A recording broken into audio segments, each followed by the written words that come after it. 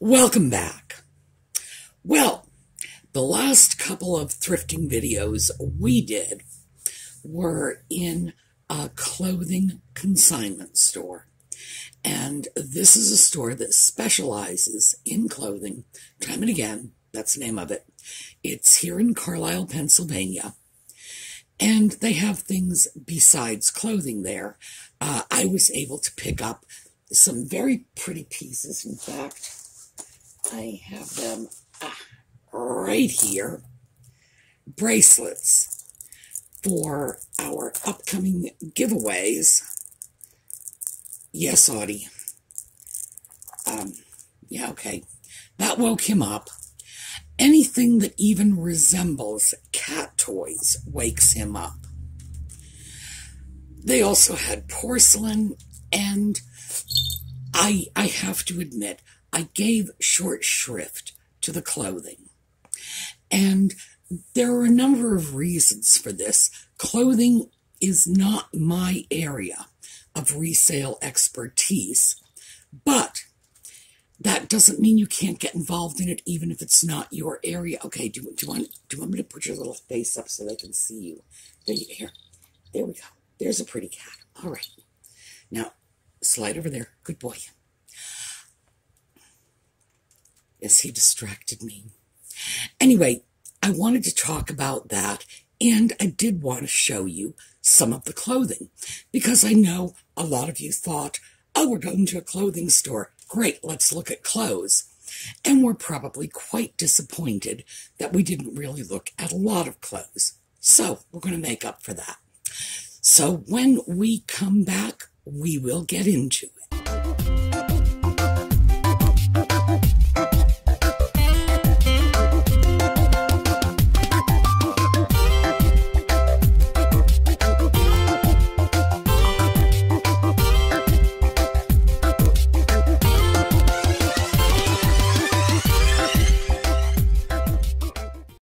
Now, before we get too far down the primrose path of resale clothing, I did want to talk to you about a couple of YouTube channels.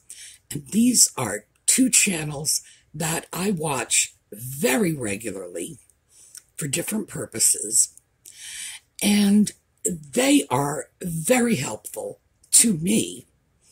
And I'm sure they will be to you. Also, they're very interesting. So, let me tell you about the channels, and as I describe them, I'll let you know what it is I can pull from them. One, The Closet Historian. Now, this is a young woman named Bianca Esposito.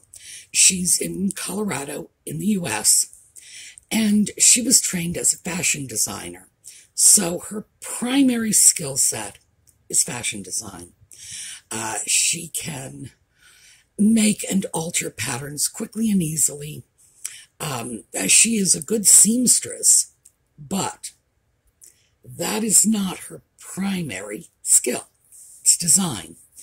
Now, she is into retro clothing, and her particular area of retro clothing is the post-World War II era, late 40s, early 50s, she pretty much stops cold by the time you hit 1960.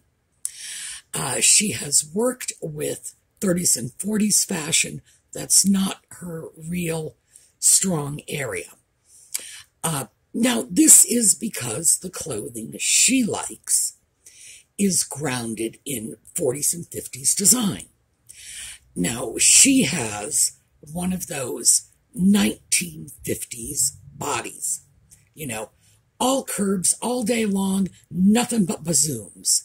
And those of us who grew up in the 50s remember that only too well.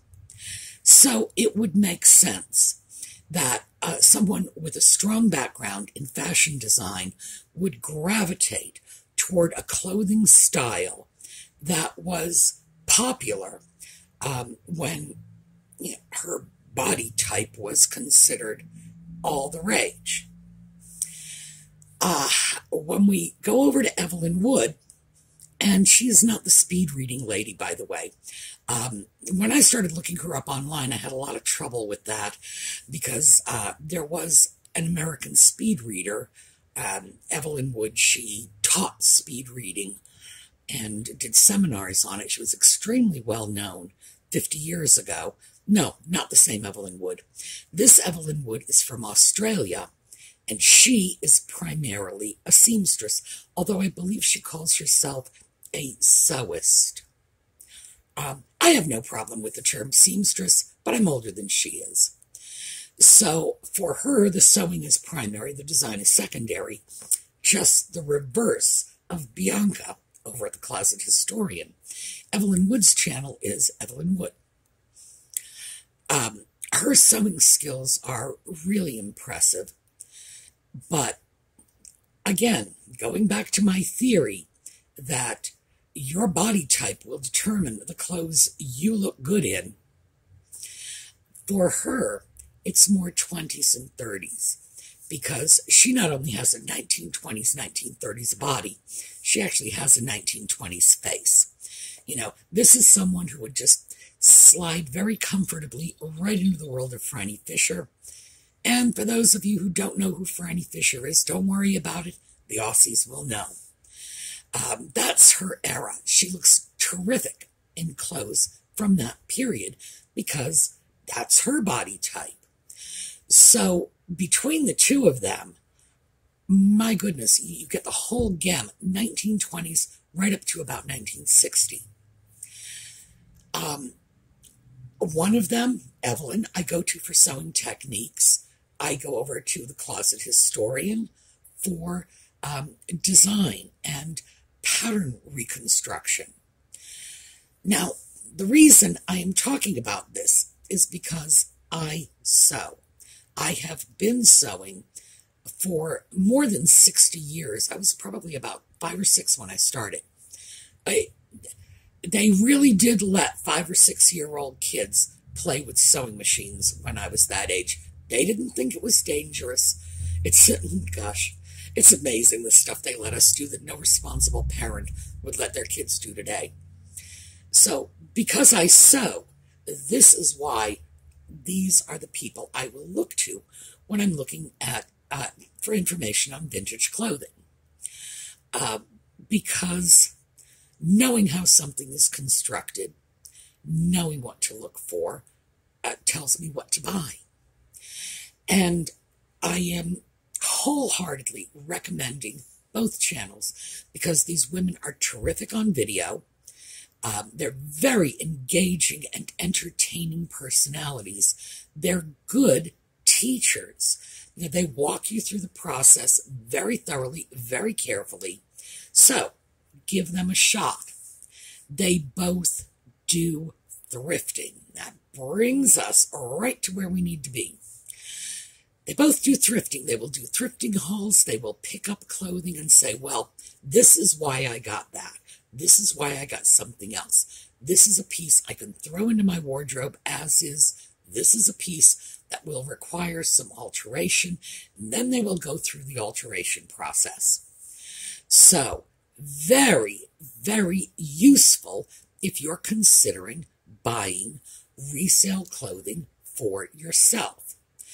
Also, if you're considering going into vintage pieces, and I don't see why you wouldn't be, the wonderful thing about being alive, especially for young people today, is there is no fixed style. When I was young, and it was a little worse for people older than myself because I was a teenager in the late 60s, and believe me, even though we say anything goes, oh no, you had to look like us, or you were an outsider, you were over 30. Fashion styles were so regimented. Skirt lengths had to be exactly. And this kind of blouse was okay, that kind of blouse wasn't. This color was in, that color wasn't. My gosh. I look back on this and think we were practically wearing uniforms, but we didn't realize it. Even in the late 60s, when we were wearing bell-bottom jeans and Old Navy peacoats, it was still a uniform. You still had to look a certain way. You know, somebody walking down the street in a twin set and pearls was not our people, and we knew it. And we made sure they knew it too. Not true today. Today, really anything goes. A young person can show up in a high school in a twin set and pearls and not be considered out of fashion. They can show up looking like a Harajuku princess and not be considered out of fashion. It's amazing. It's the whole gamut is allowed. So it's wonderful to be young today. But the greatest thing about it is retro clothing is so in. And it doesn't have to be from any particular era. So that is another really good reason for taking a look at these seamstresses who are dealing in retro clothing. Now, there are sewing shows on YouTube, sewing channels that are much more popular, millions of subscribers, but they're not talking about clothing you can wear. For the most part, those people are cosplayers, and they are talking about making a Victorian corset or whatever, and you're not going to wear that, not unless you're going to a Renaissance fair. People like Bianca Esposito, Evelyn Wood are talking about clothing you can throw into your wardrobe, wear to dinner, wear shopping, wear around the house if you want to. And that's the key difference. That's why I follow them, and I do not follow the sewing shows from the cosplayers. Frankly, it's of absolutely no interest to me. I have a minimal historical interest in fashion like that, but would I wear it? Would I even try to make something like that? What for? I'm not a cosplayer. On the other hand, I will look at things that Evelyn Wood is creating, that Bianca Esposito is creating, and say to myself, ooh, I like that. I could see myself wearing that. So, we get back to the thrifting. When they are picking up items at thrift stores, you will find that the things they look for are styles, classic styles they can work with. Either throw it into their wardrobe as is because it's a nice retro style, or make some adjustments, turn it into something that will meet their wardrobe considerations.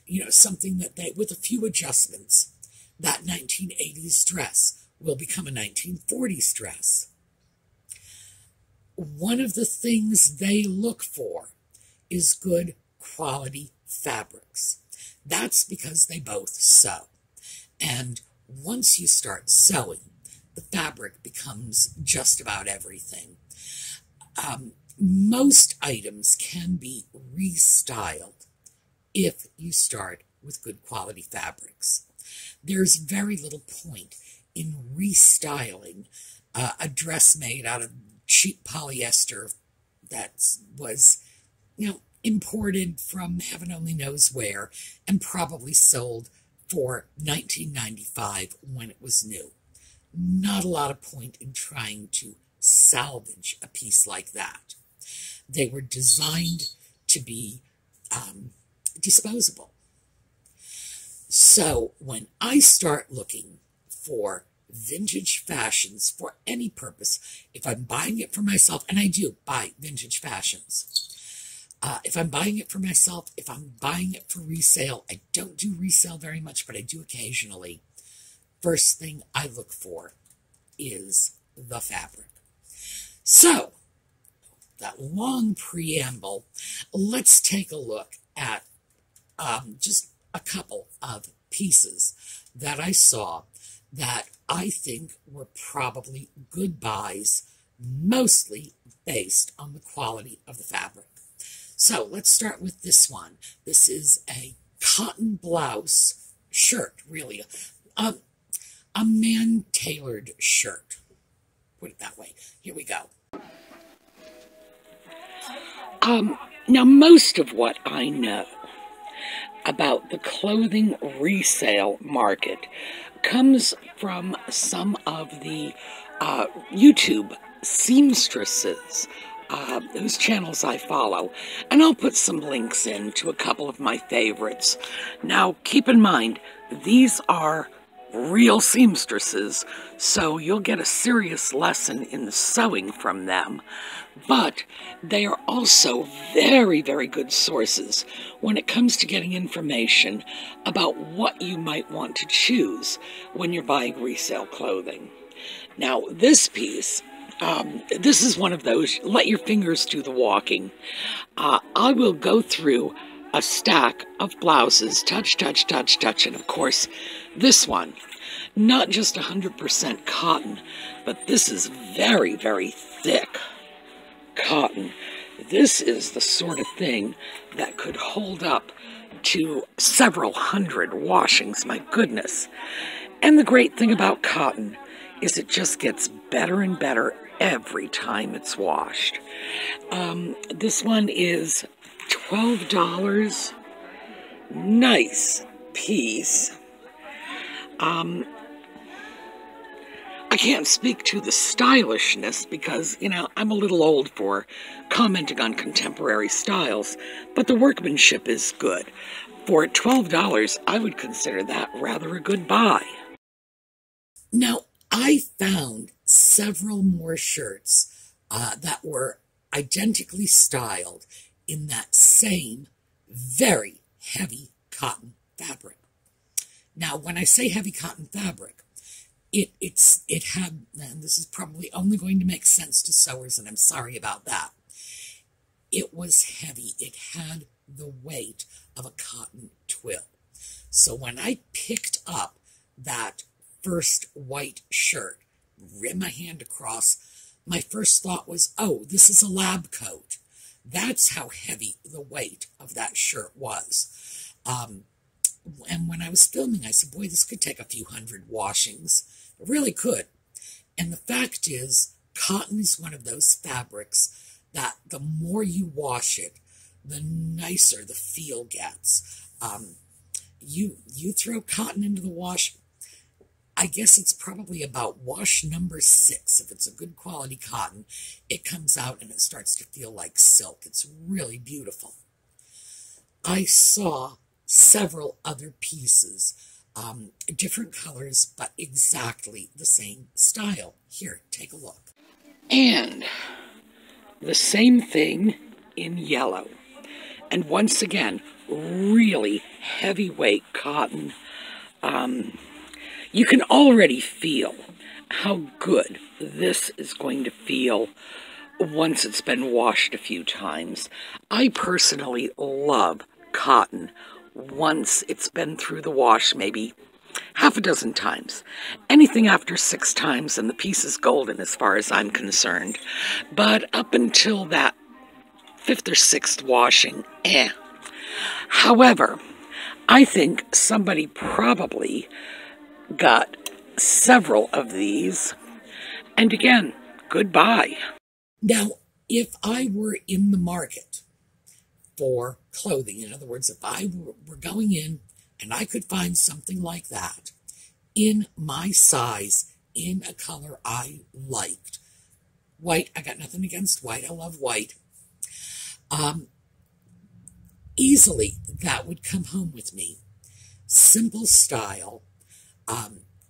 Even if I wanted to alter it, do something with the collar, easy to alter.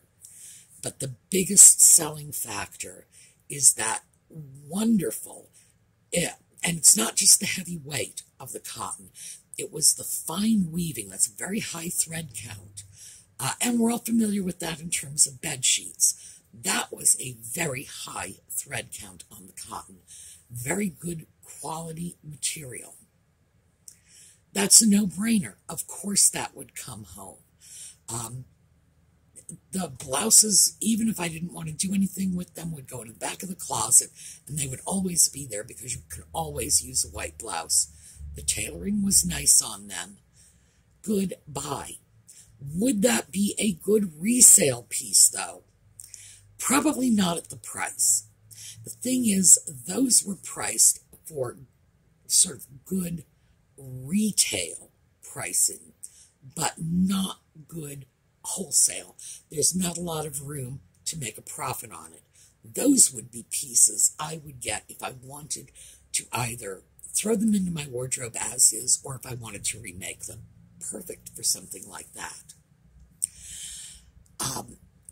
I did, however, find another piece, and this one was, it's a rather timeless style. I'm saying timeless, today, because for the last, goodness, I'm going to say for at least the last 40 years, this style has been around and has been popular, and it's from a well-known company. So let's take a look at this. Here's another piece. This is a Land's End shirt, 100% cotton. It's definitely been through the wash a little more than the other pieces, but as I say, that's a good thing in my opinion. Very nice. Spare button sewn into the seam. Nice little plaquette front. And a very cute little detail on the collar. And this is $9. So, yeah, I'm seeing some bargains here. Again, 100% cotton. Classic white blouse. Not the same menswear styling. Although, frankly, I can remember back in the 60s, men were wearing shirts like that. Who knows? They'll probably get back into it. Nice piece. And Land's End is a good company. So those were the pieces that interested me from the perspective of looking for good quality items and on this occasion I focused on blouses. Looking for good quality items in blouses. What will I pass by? I will pass by polyester. I will pass by that every time. I have nothing against polyester if you want to buy something for a specific purpose. I need a red and green blouse for a Christmas party. Polyester, right? But if you expect it to stay in your wardrobe for any length of time, years, in other words, if you expect to hold the piece, if you like it, if it's a good piece, you're not going to go for polyester. You're going to stay away from polyesters, acrylics, any of the man-made fabrics. Rayon is borderline. I like rayon. Rayon is a natural fiber, but it's the way it's made, it's almost a polyester, but it is made with bamboo. And I like rayon. Rayon is one of those fabrics that was wonderfully popular back in the 30s and 40s, and some of the dresses from the 30s and 40s, if you try to copy out those patterns and you don't use rayon, you're not going to get the same look. You're not going to get the same fall of the fabric. It's just not going to look quite as good if you make it in a cotton or a linen as it will if you make it in rayon, because rayon is a very soft fabric that falls beautifully. So what's the whole point of this? The point of this is there are two ways to buy used clothing. So when you're buying for yourself, the most important consideration is going to be the fabric. If you're buying for resale, you are going to have a whole bunch of different considerations. Probably chief among them is going to be the designer label. Who is the designer? Because that's how you are going to market the item. You know, Laura Ashley, for example, that stuff, her stuff was popular in the 80s, and the 80s definitely. I think it went into the 90s a little. Those dresses are commanding very good prices today. That's the sort of thing you're going to look for a label. You're going to look for all kinds of labels. The best way to figure out what sells is to watch the online sales sites. Watch any of them that you want to watch. I would suggest eBay. And just go in, check the sold listings, and just start looking at vintage ladies' dresses, for example. Go through the sold listings, see who the designers are that are consistently getting the top prices. Take a look. That's how you will school yourself in what to look for. But again, buying for yourself, buying for resale are two different things. And today, we've mostly been talking buying for yourself. So, if you're thinking about it, go check out The Closet Historian, and I will put the names in the notes below. Check out The Closet Historian. Check out Evelyn Wood. Even if you don't sew, it's so valuable to listen to what people who know how the clothing comes together, to listen to what they have to say about it. It will tell you a lot, and it will help you make intelligent purchases. Next time, we're going to talk about selling for resale. But for today, this is how to buy for you. Look at the fabric. All right. I just showed you, going in, our little jewelry pieces. These giveaways are going on right through the end of the year. So go on over to the Sumi's Angels Facebook page, sign up for the giveaways, stick around for the fellowship. It's a great bunch of ladies. I'm sure you will be very, very comfortable there with them.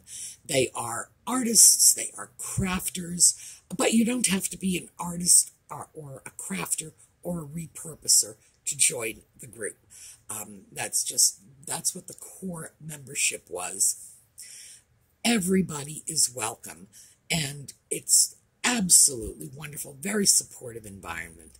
Definitely check them out.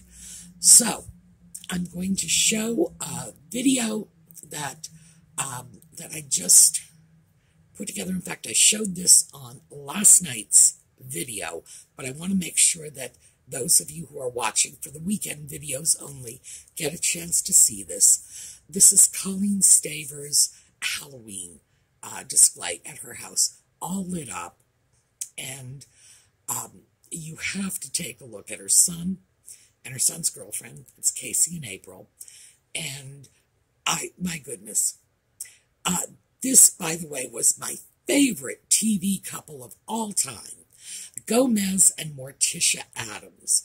I suppose I had a very warped childhood, because whenever I think about the greatest TV love story of all times, it was Gomez and Morticia.